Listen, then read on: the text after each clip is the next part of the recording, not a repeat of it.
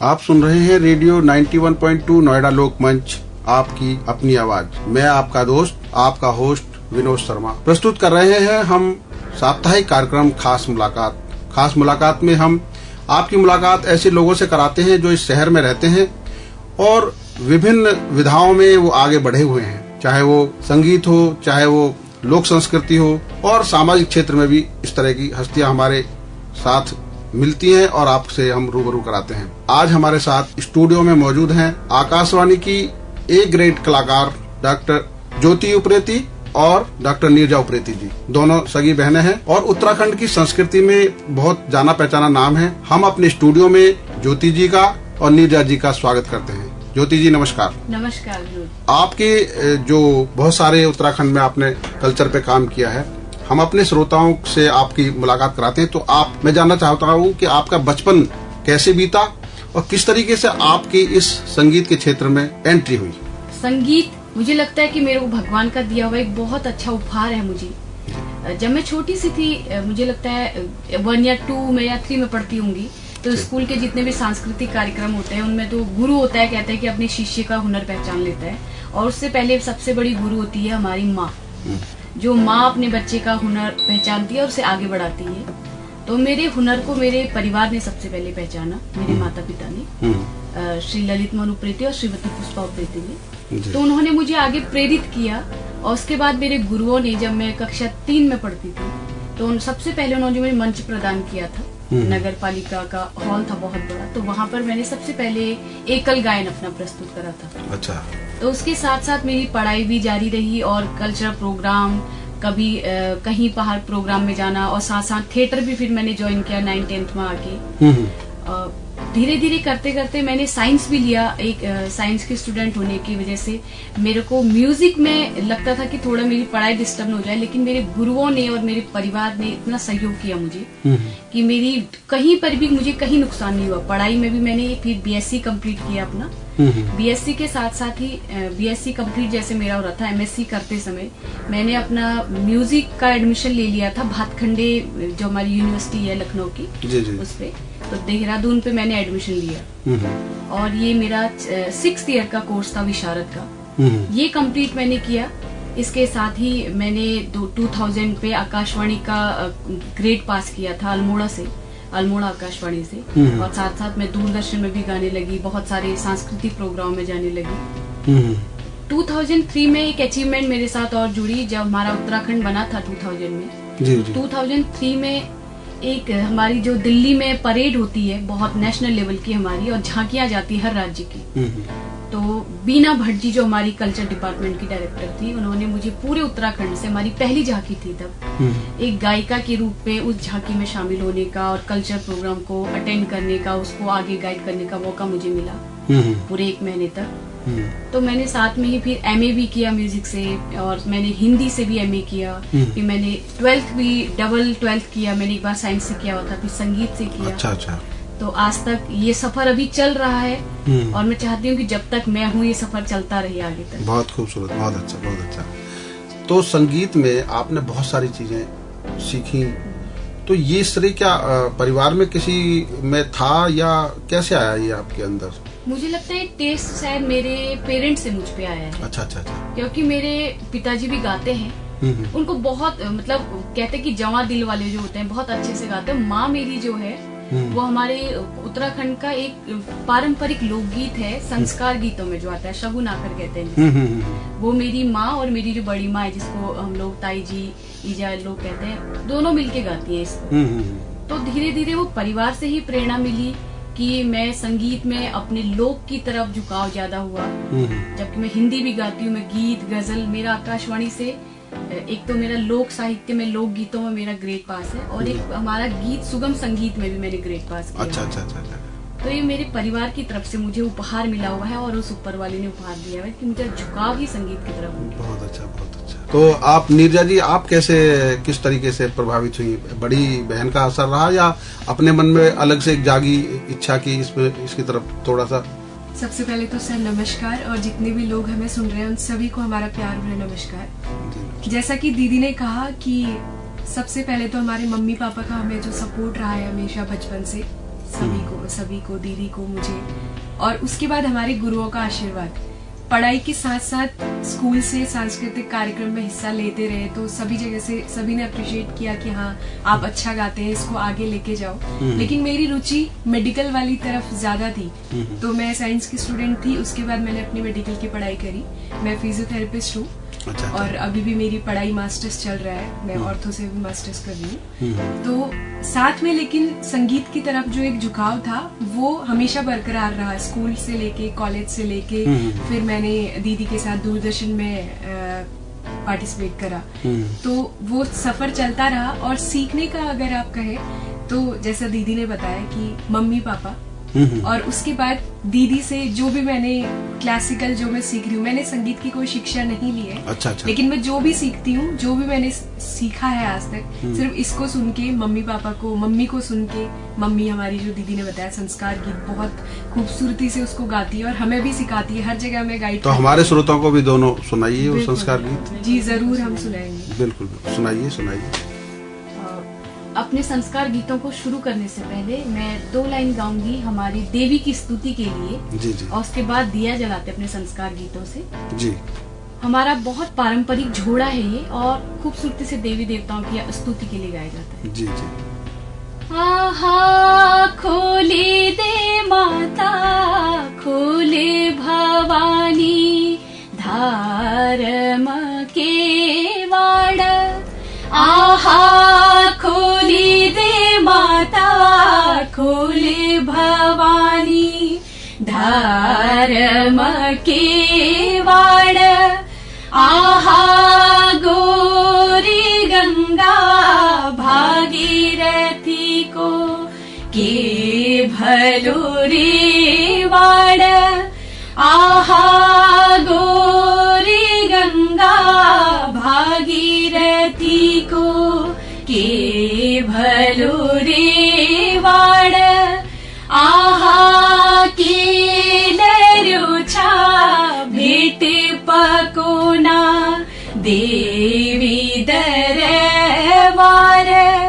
आहा द्विजोया बाकारा चढ़ूला, त्यारा दरबार। और संस्कार गीत की बात करें, बहुत से अलग अलग संस्कारों के, जो हमारे हिंदुओं में है कि 16 संस्कार होते हैं, सबके अलग अलग गीत हैं। दिया जलाते समय हम जब भी दिया हमारे लिए एक पॉजिटिविटी का प्रतीक होता है। जी। तो दिया जलाते समय का एक गीत है संस्कार गीत, उसे हम 2 लाइन गाऊंगी मैं। जी। जाग हो दियड़ा राजा, इन घर काज। जाग हो दियड़ा राजा, इन घर काज। सकल पूरा राज, कति सया कति मन को, दियड़ो जलायो। कति सया कति मन को, दियड़ो जलायो। तो ये दिया जलता है, अलग अलग हमारी स्तुति होती है देवताओं की, दिए के बारे में बताया जाता है, तिल का तेल उसमें चढ़ाया जाता है। तो यही स्तुति हमारे आगे हमारे गीतों को जिंदा रखे हुए है। बहुत खूबसूरत, बहुत सुंदर आपने प्रस्तुत किया। अब थोड़ा आगे बढ़ते हैं कि जिस तरीके से आपने दिल्ली में आए, कैसे मतलब दिल्ली में पहुंचे, और किस तरीके से आपने चाहे आकाशवाणी और दूरदर्शन ने एक कलाकार को पहचाना। मुझे लगता है जब मैंने शायद 2000 में कला को पहचानना, ये आपने बहुत सही सवाल बोला कि कला का होना और लोगों के माध्यम से उस कला को पहचाना जाना। जी। क्योंकि लोगों का सहयोग बहुत जरूरी है, परिवार का सहयोग तो रहता ही है। बिल्कुल। और मैं इस मामले में बहुत लकी रही हूँ कि मेरे मायके से मेरे पेरेंट का सपोर्ट, मेरे भाई बहनों का सपोर्ट, मेरे जितने बिरादर, सबका सपोर्ट मुझे मिला है। जब एक लड़की के लिए जब वो विवाहित होती है और ससुराल में आती है, तो वहाँ पर भी मुझे बहुत सपोर्ट मिला मेरे पति श्री अरविंद सती जी का, मुझे लगता है कि वही सपोर्ट था जो मेरे माता पिता ने हैंड ओवर किया था। तो वो सहयोग की वजह से लोगों ने, मेरे आकाशवाणी दूरदर्शन में लोगों ने तो पहचाना। हमेशा मुझे किसी भी रिकॉर्डिंग के माध्यम से कहीं पर भी उन्होंने ये बोला कि ज्योति उप्रेती सती गाएंगी। सती ज्योति उप्रेती से मैं पहले से गाती थी। उप्रेती मेरे मम्मी के यहाँ से सरनेम है, सती मेरे पति का सरनेम है। तो वो सरनेम हमेशा मैंने दोनों कैरी किए, क्योंकि उससे मेरी पहचान थी और इसको मेरे पति ने आज भी वो कदम से कदम मिला के मुझे आगे बढ़ाने के लिए प्रयासरत है कि मैं हर समय इसके साथ चलूं। तो शादी के बाद जब मेरे देहरादून में मेरे ससुराल वाले रहते हैं, हम लोग हैं जोशीमठ के। अच्छा। तो शादी के बाद मैं देहरादून में जॉब करती थी एक शिक्षिका के रूप में, संगीत शिक्षिका के रूप में। लेकिन बैंक की ट्रांसफरेबल जॉब होती है, तो पति का ट्रांसफर हो गया मेरा नोएडा में, दिल्ली नोएडा में। तो मैं भी उनके साथ इधर आ गई, क्योंकि अर्धांगिनी तो होती है जहाँ पति चले वही साथ साथ चले। और तो मैं इधर आई, तो यहाँ पर मंथन स्कूल है, वहाँ पर मैं संगीत शिक्षिका के रूप में हूँ कार्यरत। तो ये संगीत का जो सफर था मेरा शिक्षिका के साथ साथ गायकी का, ये सफर भी अनवरत चलता रहा। कभी मंचों के माध्यम से, और सबसे बड़ा माध्यम मेरे लिए बना आकाशवाणी और दूरदर्शन, जो अभी भी चल रहा है और अभी भी मुझे बहुत सहयोग करता है। और अपनी पढ़ाई को खत्म करने के बाद मेरी बहन भी मेरे साथ इधर ही आ गई, और अब हम दोनों गाते हैं और मेरे पति हम लोगों को सहयोग करते हैं हर जगह, जैसे जहाँ जहाँ जितना अपना सहयोग कर सकते हैं। तो हम लोग मिल करके अभी भी चल रहा है सफर। बहुत बढ़िया। अच्छा, कुछ लोकगीत ऐसे हैं जो अमर हो जाते हैं, और उन लोकगीतों में हमारे पारंपरिक गीतों में जो, जैसे हमारे अमूमन हर जगह जो बेटी की विदाई होती है, उस तरह का कोई गीत, लोकगीत है आपके जो सुना सकते हैं? उस तरह का कोई लोकगीत बेटी की विदाई के लिए, तो अगर हम या इस तरह का कोई लोकगीत हो जो पारंपरिक परिवारों को जोड़ने वाला हो और जिसमें एक दूसरे को, बिल्कुल हमारे जितने भी लोकगीत है परिवारों के साथ साथ मुझे लगता है जन समुदाय को भी जोड़ते हैं, क्योंकि पारंपरिक होते हैं जो हमारी ग्राम की परंपरा को लेकर पीढ़ी आगे बढ़ रहे हैं। बिल्कुल। बहुत से लोकगीत है, न्योली गा लो, झोड़ा गा लो, चाचरी गा लो, इसमें सब आपस के लोगों की प्रेम, उनके बीच क्या वो कैसे जीते थे, रहन सहन सब दिखाता है। एक हमारा बहुत पुराना पारंपरिक लोकगीत है चांचरी। ये मेले, त्योहार, उत्सव हमारे हिंदू संस्कृति में क्या, हमारे अगर राज्यों की बात करें उनकी भी शान शौकत है मेले त्योहार। तो उन त्योहारों में, मेलों में ये गीत गाए जाते हैं बहुतायत से।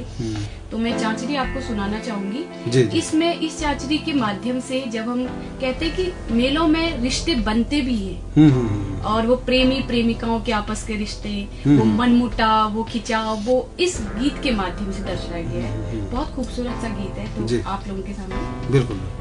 अस्कुट की पार्वती ल्यो मेरो रूमाल भली, ल्यो मेरो रूमाल। अस्कुट की पार्वती ल्यो मेरो रूमाल भली, ल्यो मेरो रूमाल। लौंडर पर तप लौंडा, तेरो माया जल भली, तेरो माया जाल। लौंडर पर तप लौंडा, तेरो माया जल भली, तेरो माया जाल। आय हाय आय हाय आय हाय आय हाय, अस्कुट की पार्वती ल्यो मेरो रूमाल भली, ल्यो मेरो रूमाल। ल्यो मेरो रूमाल भली, ल्यो मेरो रूमाल। और विरह की बात आपने की है, जी। लड़की की विदाई के लिए, तो न्योली से बड़ा विरह मुझे लगता नहीं कोई भी पारंपरिक लोकगीत हमारे उत्तराखंड का हो सकता है। जी। उस पे हर चीज आप फिट कर सकते हो, लड़की की विदाई से लेके ससुराल में जो मायके से दूर लड़की रह रही है उसको देख के, अपने पति की याद में वियोग। तो एक वियोग वाली मैं आपको न्योली बताऊंगी। ये न्योली लड़की अपने ससुराल में याद कर रही है अपने मायके को, अपनी माँ को। माँ हमारे यहाँ ईजा बोला जाता है माँ को। तो शब्द के लिए ये है, हो गाड़ा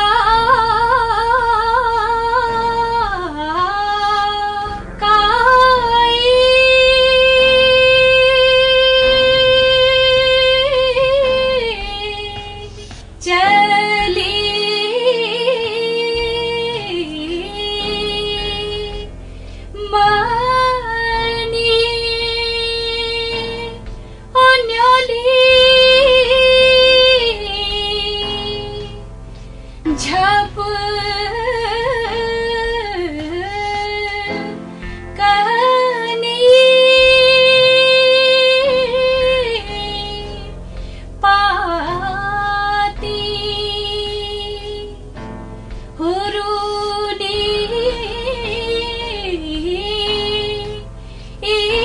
जो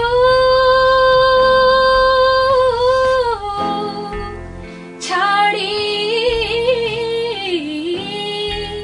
आयो न्याली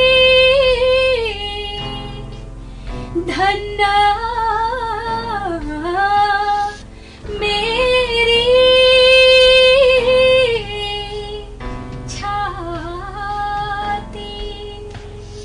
अच्छा, जो उत्तराखंड की संस्कृति के जो लोकगीत हैं वो बदलते परिवेश में, जो क्योंकि आज से अगर 20-30 साल पहले की बात करें और अब जो माहौल बदला, दूसरे एक हमारी रीच बढ़ गई है, लिखने वाले, उन गीतों को लिखने वाले और गाने वालों में क्या बदलाव आया है आपकी नजर में?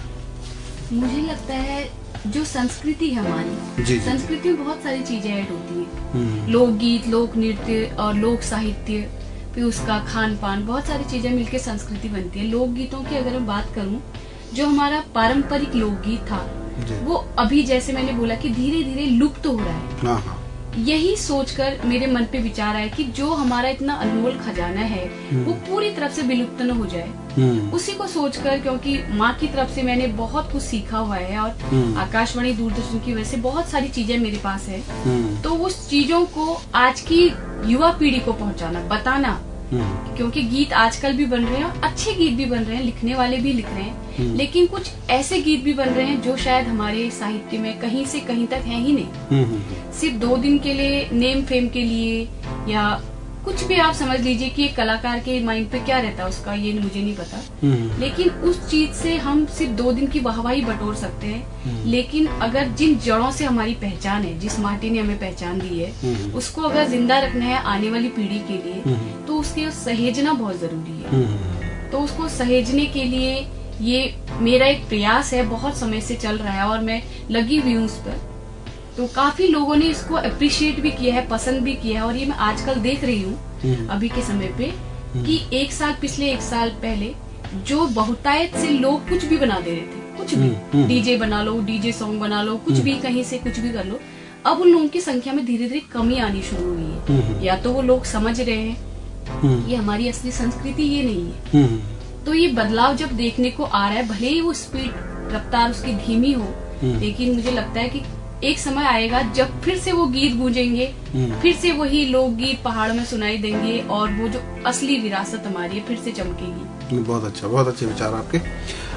एक होली का त्योहार आ रहा है और मैं चाहूंगा कि हमारे श्रोताओं को आप होली से जुड़ा हुआ कोई ऐसा मस्त गीत जरूर सुनाएं, लोकगीत, जिसको लोग सुने और झूमे और याद करें कि नीरजा जी और ज्योति जी ने मिलके बढ़िया एक गीत सुनाया था। होली का त्योहार, होली भी हमारे एक पारंपरिक लोकगीतों में एक प्रकार होली भी है। जी। और उत्तराखंड में कुमाऊं अंचल की होली तो बहुत प्रसिद्ध है। और मेरा सौभाग्य है कि मेरा माँ का घर, मायका, मेरी जन्मभूमि कुमाऊं में है। तो एक होली है, देवर भाभी के ऊपर होली होती है। होली में देवर भाभी का जो पवित्र रिश्ता होता है, कहते हैं और जवान होता है और उसमें और मिठास आती है। बिल्कुल। तो ये जो होली हम सुना रहे हैं, बहुत फेमस होली है हमारे यहाँ की। होलियों का तो भंडार पड़ा हुआ है, कितनी भी गालो आप, लेकिन ये थोड़ी चटक होली है। आपने बोला था कि हमारे श्रोता झूमने पे मजबूर। हाँ, बिल्कुल। तो ये होली सभी श्रोताओं के लिए। मेरो रंगीलो देवर घर एरो छ, मेरो लाडीलो देवर घर एरो छ, मेरो रंगीलो देवर घर एरो छ, मेरो लाडीलो देवर घर एरो छ। केहुड़ी चूड़ी केहुनी नथिया, केहुड़ी चूड़ी केहुड़ी नथिया, मेहुड़ी बिंदिया लेरो छ, मेरो लाडीलो देवर घर एरो छ, मेरो लाडीलो देवर घर एरो छ, मेरो रंगीलो देवर घर एरो छ। केहुड़ी पायल केहुड़ी बिछुआ, केहुड़ी पायल केहुड़ी बिछुआ, मैं हुड़ी कन फूल लेरो छ, मेरो लाडीलो देवर घर एरो छ, मेरो रंगीलो देवर घर एरो छ, मेरो लाडीलो देवर घर एरो छ। बहुत सुंदर। अब बस आखिरी दोनों से एक सवाल कि आने वाले दिनों की क्या योजना है आपकी? जो गीत आजकल सुना रहे हैं, कोई ऐसा संग्रह भी आप तैयार कर रहे हैं जो उत्तराखंड की लोक संस्कृति में लोग उसको सहेज कर रखें? बिल्कुल। और आप पहले जवाब दें, फिर उसके बाद बात करूंगा नीता जी से। आने वाले दिनों में जी बहुत कुछ सोचा हुआ है अपने लोक गीतों के लिए, अपने प्रदेश की संस्कृति के लिए, अपने देश की संस्कृति के लिए। जी जी। देश की संस्कृति की बात करें तो बहुत से लोकगीत हैं, उसमें से भी कुछ ऐसे लोकगीत अलग अलग राज्यों के जो वहाँ पर भी लोग गाना पसंद नहीं करते हैं, तो हम लोग कोशिश करते हैं कि वहाँ के लोगों से मिलके हम भी उन लोकगीतों को गाएं और हम सीखने की कोशिश करते हैं। बहुत से लोकगीत हमने अपने पेज पर, अपने चैनल पर डाले भी हुए हैं दोनों के नाम से। और एक बहुत बड़ा हमारे सनातन धर्म का जो ग्रंथ है श्रीमद् भगवत गीता, वो हम लोगों ने शुरू किया था कोरोना के समय पे कुछ पॉजिटिविटी लाने के लिए। अच्छा। अपने अंदर, अपने परिवार के अंदर और पूरे समाज के अंदर, कि हमारे माध्यम से कुछ अच्छी सी किरण, उम्मीद की किरण लोगों के बीच में जाए। तो अभी हमने उसका 14वां अध्याय पूरा किया हुआ है। अच्छा। तो आने वाले समय पे उसको 18 अध्याय तक पूरा करके उसके लिए बहुत कुछ प्लानिंग करी हुई है। लोक गीतों की जहाँ तक बात है, लोक गीतों में एक तो पारंपरिक लोकगीत है जो मैंने सहेज के रखे हुए हैं, और मैं चाहूंगी कि मैं अपनी आने वाली पीढ़ी के लिए उनका कुछ न कुछ ऐसे कलेक्शन अपनी बुक के माध्यम से या फिर अपने DVD, CD, कुछ ऐसे ऑडियो माध्यम से, वीडियो माध्यम से लोगों के लिए सहेज के रखूं। ये प्लानिंग चल रही है अभी। और एक और बात है, गीत, कुमाऊनी गीत या हिंदी गीत जो मैं लिखती भी हूँ, उन गीतों को भी मैंने सहेज के रखे हुए। उन गीतों को भी मैं जल्दी लोगों के भी समय समय पर हम लोग गाते रहते हैं गीतों को। मैं भी लिखती हूँ गीत, कुमाऊनी ये भी लिखती है और हिंदी गीत भी लिखते हैं। और लकीली ये है कि जो मेरे पति हैं वो भी हिंदी साहित्य में बहुत रुचि रखते हैं और बहुत कमाल का लिखते हैं। बहुत अच्छा, बहुत तो हम लोग अपने ही लिखे हुए गीतों को कंपोज करके गाते भी हैं। बहुत बढ़िया। तो अभी बस जब हम चलेंगे उसमें आपके लिए पक्का एक अपना लिखा हुआ गीत जरूर सुनाएंगे आपको। बिल्कुल। मैं नीरजा जी से पूछना चाहता हूँ कि आपने मेडिकल फिजियोथेरेपी का इसका शुरू किया, उधर संगीत है, आजकल एक म्यूजिक थेरेपी भी आती है। हाँ जी, हाँ जी। तो क्या उस पर भी काम कर रहे हैं? सर हाँ, म्यूजिक थेरेपी तो आती है, बिल्कुल आपने सही कहा। अगर हम मेडिकल फील्ड की बात करें तो वहाँ पे क्या है, हमारी सारी बीमारियों की जड़ जो होती है ना, हमारा दिमाग होता है। अगर हम अपनी मानसिक उसको, दिमाग को अगर तंदुरुस्त रखेंगे तो शायद आधे से ज्यादा बीमारियां हमारी आएंगी नहीं हमारे पास। और हमको अगर बड़ी से बड़ी बीमारी भी होगी तो अगर हम दिमाग से तंदुरुस्त होंगे तो शायद हम उनको जो है हरा के जो है मीलों दूर छोड़ के जो है वापस आ सकते हैं उस बड़ी से बड़ी बीमारी को। तो आपने म्यूजिक की बात करी, तो म्यूजिक एक ऐसी चीज है जो है हमारे तनाव को दूर करता है। तो आपने बिल्कुल सही कहा कि म्यूजिक थेरेपी भी हम बिल्कुल हम उसको अपने उसमें ऐड कर सकते हैं। और रही हमारे म्यूजिक उसकी बात, तो मैं जैसे यही चाहूंगी कि जो हमारा पारंपरिक लोकगीत है वो तो दीदी से मुझे भी सीखने को मिल रहा है और हमारे मम्मी पापा से सीखने को मिल रहा है। और रही जो नया अभी करने की बात है, तो मैं चाहूंगी कि हम नई कंपोजिशन भी जो हम करते हैं या आगे भी करेंगे तो उसमें फुहड़पन ना हो, उसमें ऐसी कोई बात ना हो कि हमें शर्म आए ये कहने में कि ये हमारी संस्कृति से जुड़ा हुआ लोकगीत है या हमारे उत्तराखंड का एक गीत है। तो मैं ये अपनी तरफ से कभी नहीं चाहूंगी कि हम ऐसी कोई कंपोजिशन लेके आए जिसको गाने में या सुनने में शर्म आए हमको, क्योंकि आज के टाइम पे बहुत सारे ऐसे गीत निकल रहे हैं। तो मैं यही चाहूंगी कि हम कोशिश करें अपनी संस्कृति को सहेजने की। चलते चलते जो गीता पे आपने वो लिखा है उसको जरूर सुनाइए हमारे श्रोताओं को। बिल्कुल। गीता के अध्याय एक श्लोक है जो मुझे लगता है कि बचपन में हमारे किताबों में भी होता था। और ये गीता, भगवत गीता की मैं बात करूं, इसका जिक्र मेरे पति ने अचानक कर दिया, यार ये तुम लोग कोरोना में ऐसे सब कुछ नेगेटिविटी चल रही है चारों तरफ, तो क्यों ना हम भगवत गीता का पाठ करें। तो एक इंडिकेशन था ऊपर वाले का, और हमने इसकी सारे श्लोकों को खुद कंपोज किया है। अच्छा, बहुत अच्छा। हाँ, बहुत सारे फर्स्ट जो हमारा श्लोक है, धर्म क्षेत्रे कुरुक्षेत्रे, जब धृतराष्ट्र पूछते हैं संजय से कि क्या हो रहा है आखिर मुझे बताओ, उस श्लोक से लेके आज जो हमने 14वां अध्याय अभी हम खत्म करके आए, वो सारे श्लोक हमने कंपोज किए हैं। तो मैं सभी श्रोताओं को सुनाना चाहूंगी। अध्याय 2 में एक श्लोक है, बहुत फेमस है, नैनम छिन्नन्ति शस्त्राणि। तो इस श्लोक को मैं सुनाना चाहूंगी हम दोनों बहनों के माध्यम से ये श्लोक आप लोगों को। और हम यही चाहेंगे कि ये जो प्रकाश है, ये पॉजिटिविटी आप सबके जीवन में हंसियां, खुशी और बिल्कुल आपको हर टेंशन को खत्म कर दे, और चारों तरफ आप कहीं भी नकारात्मकता के शिकार ना हो। अगर हो भी तो अपने आप ही अपने अंदर उस ज्योत को जला के रखिए। तो ये श्लोक, नेदम छिन्दन्ति शस्त्राणि नेदम दहति पावका न चैनम क्लेदन्त्यापो न शोषयति मारुता। आप सुन रहे थे हमारे कलाकार उत्तराखंड की ज्योति उप्रेती जी और डॉक्टर नीरजा उप्रेती जी, जिन्होंने लोक संस्कृति से जुड़े हुए विभिन्न आयामों को की जानकारी दी और किस तरीके से वो कितना मधुर गाती हैं, ये आपने सबने सुना। मैं अपने स्टूडियो में उन्होंने हमें समय दिया, इसके लिए उनका आभार व्यक्त करता हूँ। नमस्कार। नमस्कार, धन्यवाद। आप सुन रहे हैं रेडियो 91.2 नोएडा लोकमंच, आपकी अपनी आवाज। धन्यवाद।